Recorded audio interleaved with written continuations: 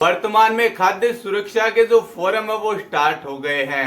एक कैटेगरी है जिसको ऐड किया गया है, बाकी की जितनी भी कैटेगरी है वो खाद्य सुरक्षा में आपको नहीं मिलेगी। ई मित्र के माध्यम से आप खाद्य सुरक्षा का फॉर्म ऑनलाइन आवेदन करेंगे तो वहां पर आपको एक ही कैटेगरी मिलेगी, वो भी शहरिया कैटेगरी। बाकी जितनी भी कैटेगरी है जिनके द्वारा खाद्य सुरक्षा का फॉर्म अप्लाई किया जाता है वो सारी कैटेगरी एक बार बंद कर दी गई है, यानी कि ई मित्र के ऊपर बाकी की कैटेगरी आपको शो नहीं करेगी।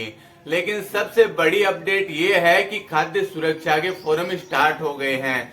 चाहे एक ही कैटेगरी के फॉर्म स्टार्ट हो, लेकिन खाद्य सुरक्षा के फॉर्म स्टार्ट हो गए हैं। पहले जब खाद्य सुरक्षा के फॉर्म बंद थे, ई मित्र के ऊपर ऑप्शन ही हटा दिया गया था कि जिस ऑप्शन के द्वारा खाद्य सुरक्षा के फॉर्म अप्लाई किए जाते हैं, ऑप्शन ही ई मित्र से हटा दिया गया था।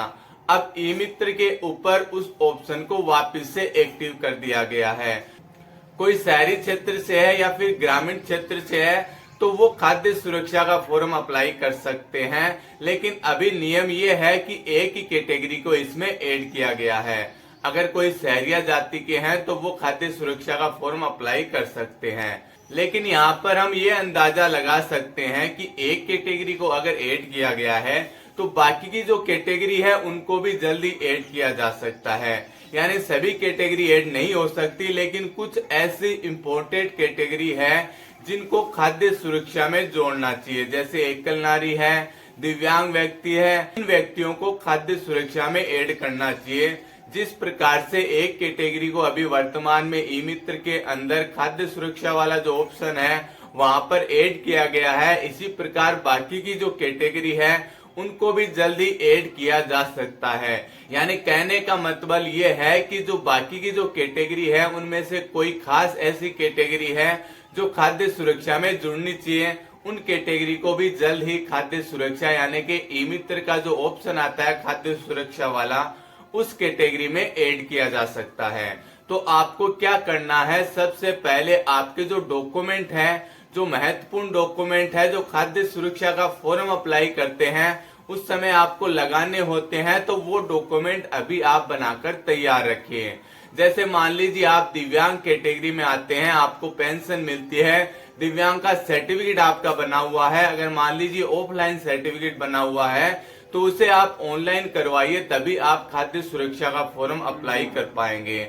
इसी प्रकार मान लीजिए कोई एकल नारी है तो उनको पेंशन नहीं मिलती है, तो पेंशन का आवेदन करिए, पेंशन लीजिए। इस प्रकार से आपके पास पीपीओ आ जाएगा। तो पीपीओ आने के बाद आप खाद्य सुरक्षा का ऑनलाइन आवेदन कर सकते हैं। इसी प्रकार पिछली बार जो खाद्य सुरक्षा के फॉर्म अप्लाई किए गए थे तो उसमें बहुत सारी कैटेगरी थी।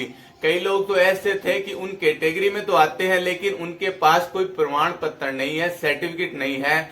इस वजह से पिछली बार वो खाद्य सुरक्षा का फॉर्म नहीं अप्लाई कर पाए।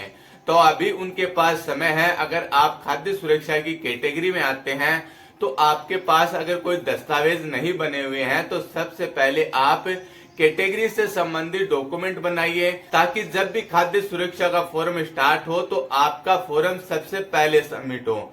सबसे पहले सबमिट होगा तो सबसे पहले जांच होगी, और जांच में आपका फॉर्म सबसे पहले अप्रूव होगा तो आपका राशन कार्ड खाद्य सुरक्षा में जुड़ जाएगा और आपको राशन कार्ड से राशन सामग्री मिलने लग जाएगी। महत्वपूर्ण जो डॉक्यूमेंट है वो हम जान लेते हैं कि खाद्य सुरक्षा में जुड़ने के लिए आपके पास कौन कौन से डॉक्यूमेंट होने चाहिए। आपके पास जन आधार कार्ड होना चाहिए, राशन कार्ड होना चाहिए, आधार कार्ड होना चाहिए। इसके अलावा जो कैटेगरी होती है जिसमें खाद्य सुरक्षा का फॉर्म अप्लाई किया जाता है उस कैटेगरी से संबंधित डॉक्यूमेंट आपके पास होने चाहिए। ये डॉक्यूमेंट अगर आपके पास मौजूद है तो आप खाद्य सुरक्षा का फॉर्म जल्द ही अप्लाई कर सकते हैं। जैसे ही खाद्य सुरक्षा से संबंधित कोई नया नोटिफिकेशन आएगा, नई कैटेगरी ऐड की जाएगी, सभी लोगों के खाद्य सुरक्षा के फॉर्म अप्लाई किए जाएंगे, तो आपको वीडियो के माध्यम से जरूर सूचना दी जाएगी। वीडियो अच्छा लगे तो लाइक कमेंट शेयर जरूर करिए। आप हमारे चैनल से पहली बार जुड़ रहे हैं तो प्लीज इसे सब्सक्राइब करिए। मिलते हैं अगले वीडियो में एक नई जानकारी के साथ, तब तक के लिए जय हिंद।